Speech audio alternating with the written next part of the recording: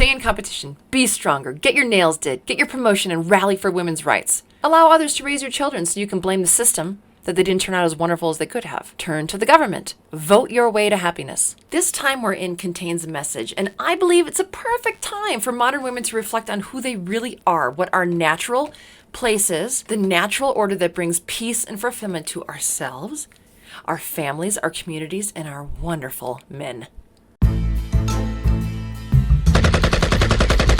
Hello everyone, my name is Jennifer Moleski. This is my YouTube channel. I do plan on doing a commenting on comments video tomorrow, depending upon participation. So if you would like me to do that, then just use the keyword at the end of this video in your comment. And if it's a good comment and I want to, freedom here, then I will comment on your comment tomorrow in the video. But if there's not a lot of participation, then I won't do it. Okay, so that's the way it's gonna go. Let's get into it.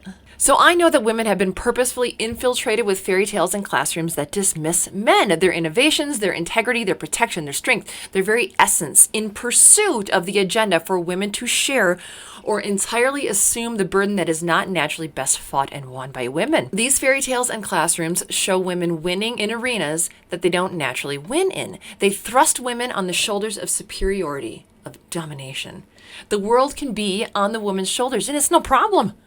Women are so strong, they can do the job of one woman and a man, or 5 men, or 10. Who needs men? You with me, ladies? Women are invincible. Well, I'm not. 2 awesome people are better than 1, is my opinion. So I don't want to spit on the notion that some individuals, women in this case, have the strength and fortitude to endure hard times, or be taken by a flatus, or that a woman cannot be a bel esprit, or survive on her own. But just because they're able doesn't mean it's best. There are a lot of people who are freaking out right now. You know who's not freaking out right now? Real men. Here's my definition of a real man. A real man has spent his time, or most of it, cultivating himself. He's strong, patient, stoic, capable, accepting. He does what he can and accepts what he can't. He doesn't accept the wrong in the world, but he sees the wrong and does not let it penetrate his world, or if he has one, his home. I'm using home in a different way. I'll get to it. Now, what constitutes world is different for each man, but for every real man, the world starts with his mind. And once the mind is firmly secured by its rightful property owner, the real man may extend his property portfolio. Bedroom, house, cabin, property, farm, personal community, etc. Every man has a personal property line and he keeps it safe from evil. He's not a hoarder. He doesn't hold on to anything, mindset, material, relationships, anything that would be a liability rather than an asset. And he adds to his property portfolio when he feels his masculine nature desires him to take on more. He does this because he carries what he can and his strength is ever increasing. But he doesn't burden himself with a weight that he can't handle, whether it's emotionally, physically, financially, spiritually, etc. Some real men's personal property is a real woman. Woohoo! That's when a man finds his home. He's been out in the world, wandering, chopping down trees, honing his mind, conquering, failing, succeeding, building, learning. And then one day he thinks, you know what? I'm ready to settle down, find myself a home. Now, any ladies offended at my words, please hold on, or don't, whatever. Women still have personal responsibility. I'm not saying property in the sense that you have no autonomy, not at all. You always have personal responsibility, and with it comes freedom to make your own decisions, to choose your steps. Without the ability to make your own decisions comes a loophole to profess how nothing is your fault. You're a victim, your husband's the worst, or you were just following orders. Think of the I just work here mentality. But when a woman uses her good judgment, she gives herself, her body, her spirit to a man. It is a voluntary act between her and the man. Hers is a submissive gesture to be in partnership with the man, and a real man leads his woman. I think some women hate the idea because they think a man will be a tyrant, but a real man's intention is to lead you both to a good life or a better life every day. The goal is to live a good life, safety and happiness, joy and the obtainment of goals. You're his home, and a real man takes care of his home. My prediction is that if there are women listening that don't like it, you're of 2 different sets. There's 2 different sets of women.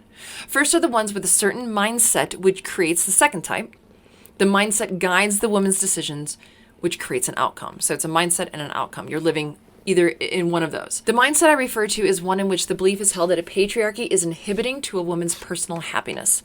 That patriarchy hurts women, not helps. That patriarchy must be eradicated. That women must show men who's boss. And it's women. It's a mindset of competition. It's pretty much dick envy. This mindset leads to the outcome.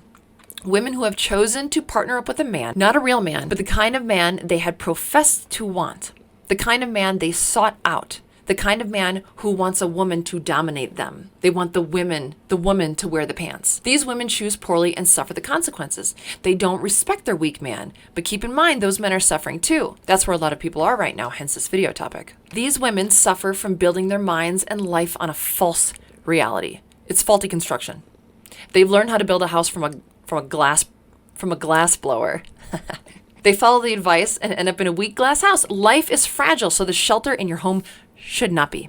I find it amazing how many women repel the idea of loving one man, working hard with and for one man, yet give their devotion and trust to a government. Some women choose to believe in one, tens, hundreds, or thousands of people having their back, your back, instead of believing in one man. Why? I'm beginning to think that women have suffered such a blow from feminism that they honestly don't know how to add real value to the world or to a relationship. And I think my theory is exhibited all around. So my loose theory is that because women forgot or outright dismiss how they can add value to their relationships, they fear that if a real man found out who they were, he wouldn't want to have their back. The government, on the other hand, doesn't know them, not personally. So do you think that's why some women depend on government? Because in order to have support, they mustn't be truly known? Perhaps they hide behind the notion that they're worthy of support, that they're a good person who's worth being saved, as long as it's by someone who doesn't know them. If that makes you upset, it might be worth taking a deep dive into who you really are and what you really provide. Oh, but wait, I know. The government doesn't just have your back, it's the nation's back. They're looking out for everyone. Okay, fine. If that brings you comfort, fine. But the only way people really look at the world is through their own lens. You don't want to die. Yeah, I know. You don't want anyone else to die. How noble. But really, it's you you're concerned about. You live your entire life thinking about you. And let me guess, it's also the government who thinks about you, who cares about you. Because government doesn't think about themselves. They're altruistic. That's why they were voted in, right? Is to think about you. People in government aren't really known for killing and starving their own kind. Democide has only killed less than Charles Manson. Wait. I might have that wrong. Well, anyway, if you want, you look up the numbers on democide. Ladies, we've had it wrong for a long while. And not all ladies, but a lot of ladies. Women have been raised, like I said before, within classrooms that vilify men and bolsters government and women. We've seen cartoons where the woman is the smart, strong hero.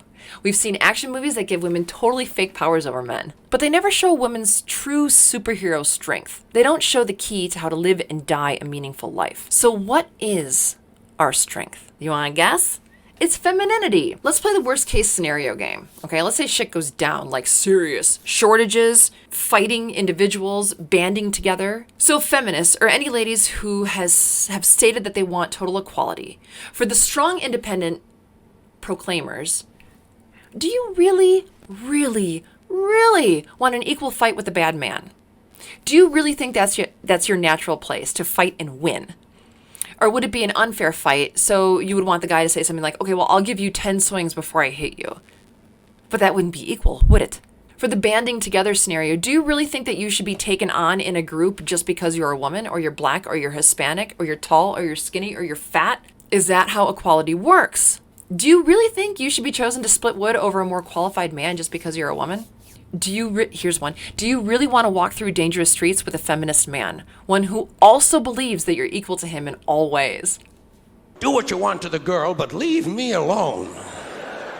These scenarios are something that most people are not faced with, but they're still great examples of the ridiculousness of the modern feminist point of view. You take a mindset, a theory, and apply it to the worst case scenario. If it's a good theory, it must also work in today's landscape.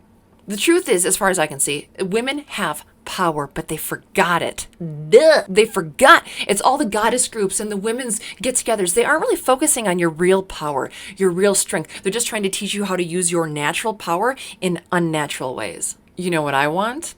I want to walk through the streets with a real man who understands that I'm not his equal, I'm his home. I want to support a real man who can fight a bad man. And then when the time is over and his testosterone is still pumping through his veins and violence is in his eyes and it's time to bring him back home to peace, it is my job to love him. Some people say it's called fucking the war out of men. That's why porn is popular. Here's my opinion. Because men like the reward that comes with masculine acts. Men who are just masculine for themselves, who conquer only for themselves have no one to fuck the war out of them. So they praise themselves. You know what I mean? Or hire someone to do it. It's logical. I get it. Like, woo, I did a good job. I chopped some wood. Okay, getting back to ladies. Do you really want to compete with men over scarce resources? I don't. I want to be on the side of one man who doesn't believe in equality but takes pride in protection in what is his. So what is our natural role, women, ladies? Our role is to be at home and to make it his home, to nurture him, to fuck the war out of him, to bring him back to a place of peace. Home is your heart, your arms, your body. Home is the cooking that you do for him. Cooking is no joke. Knowing what your man likes and then preparing it with a smile on your face is a big deal. If it were a little deal, half the women in America wouldn't bitch and moan about it. Half the women in America would actually know how to do it. I mean, that's how lost we are. Some women are so lost in narcissism and competition that they don't even know how to cook. Home is the solace he feels in a real woman's company. Home is the way he feels in your presence because there's no posturing, no competing, no orders. Home is the words of consolation and support he hears from your lips, the lips of the woman he's chosen who has chosen him. A real woman's role is to keep things clean. The house, the children, the communication, the intentions. Your role is to keep your children safe and likable and jolly and sharp and useful. Your job is to make him laugh through thick and thin. Your job is to rub his shoulders after he's tilled the garden or felled a tree or had a hard day at the office. Your job is to stay as beautiful as you can so he has something wonderful to look at. The job of a real woman is to be the someone that he can look at with genuine fondness and think, she's mine. And you look at him with fondness and think, he's mine. And that brings you both such an abundance of meaning and pride and fulfillment and provides you with such ambition to keep providing more and more for each other that you realize that when the roles are skewed and men stop acting like men and women stop acting like women and things become out of balance, it brings about misery and destruction. Ladies, we're not meant to leave our homes. We're meant to be the home, to build our home, to reinforce our home, to make the home welcoming and beautiful and smell good and have all the space and readiness for your real man's heart. When you do that and you find a real man who's ready for you, he will focus on his property, his home. He cares for it, works hard for it, thinks about it when he's gone and can't wait to get back to it. Or not. Or not. Stay in competition. Be stronger. Get your nails did. Get your promotion and rally for women's rights. Allow others to raise your children so you can blame the system that they didn't turn out as wonderful as they could have. Turn to the government. Vote your way to happiness. Order takeout forever. Go to school to obtain a degree that keeps you away from the house so you can fight with your partner about how hard you work outside of the house and that he should do more work around the house, more chores. Go and spend a lot of money on education that keeps you forced to work in a city because that's where all the jobs are. So Joe Biden and frankly, most of the government is calling for the government to support families, communities, and small businesses. Question: do you believe that families, communities, and businesses are important? If you do, then act like it. Be the backbone of your family. Provide for your family. Because strong families create strong communities. And you know what thrives on strong communities? Small businesses. It's simple, right? Is it easy? No. Is it simple? It is. So today's keyword will be today's keyword. The keyword today is shortage. If you have a comment and you would like me to consider commenting on your comment tomorrow in the commenting on comments video, then use the word shortage in your comment. I don't know what you guys are doing, but I really appreciate you tuning in today. I have a goal. You want to hear it? I'm going to tell you. It's to get to 25,000 subs by the weekend. Today's Thursday. Friday. Today's Thursday or Friday. So if you like this content, feel free to subscribe. If not, you have freedom for now, as far as I'm concerned. All right, take care. Be well. Be well.